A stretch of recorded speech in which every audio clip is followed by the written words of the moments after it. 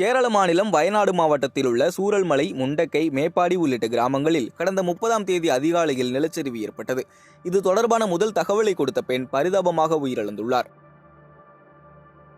கேரள மாநிலம் வயநாட்டில் உள்ள சூரல்மலையைச் சேர்ந்தவர் நீத்து ஜோஜோ.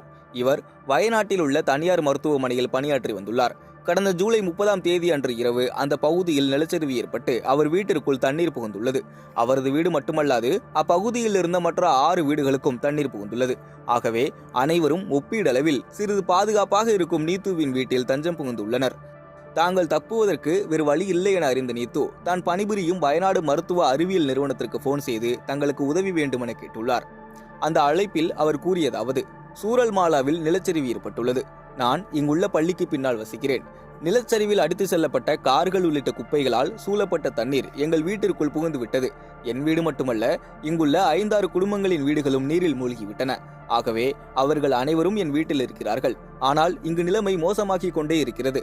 எங்களுக்கு உதவி செய்ய யாரையாவது அனுப்ப முடியுமா என கேட்டுள்ளார். அவர் கொடுத்த அனைத்து விபரங்களையும் கேட்டுவிட்டு உடனே உதவிக்கு ஆம்புலன்ஸ் மற்றும் மீட்பு படையினருக்கு தகவல் தெரிவித்து ஆட்களை அனுப்புவதாக கூறியுள்ளனர். பின்னர் போலீசாருக்கு தகவல் தெரிவித்து மீட்பு படையினர் களத்தில் இறங்கினர். எனினும் சூரல்மலையில் நிலச்சரிவால் மிகப்பெரிய பாதிப்பு ஏற்பட்டிருந்தது. ஆங்காங்கே மரங்கள் சாலையில் சாய்ந்திருந்தன. இதனால் மீட்புக் குழுவினரால் விரைவாக செல்ல முடியவில்லை. இதற்கு நடுவே மற்றொரு நிலச்சரிவு ஏற்பட்டதால் மீட்புக் குழுவினர் அங்கு செல்வதற்குள் நிலைமை கைமீறி செல்லவே நீத்து வீட்டில் இருந்த அனைவரும் அருகில் உள்ள மலை மீது சென்று தங்குவதற்கு திட்டமிட்டுள்ளனர்.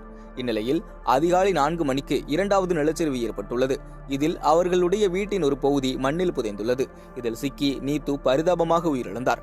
எனினும் ஜோஜோ, அவரது குடும்பத்தினர் உள்ளிட்ட சிலர் மலை மீது ஏறி சென்றுள்ளனர். நீத்துவின் உடல் கடந்த 3ஆம் தேதி கண்டுபிடிக்கப்பட்டது. நிலச்சரிவு குறித்து முதல் தகவல் கொடுத்த பெண் இவர்தான் என கூறப்படுகிறது. இவர் உயிரிழந்த சம்பவம் பெரும் சோகத்தை ஏற்படுத்தியுள்ளது.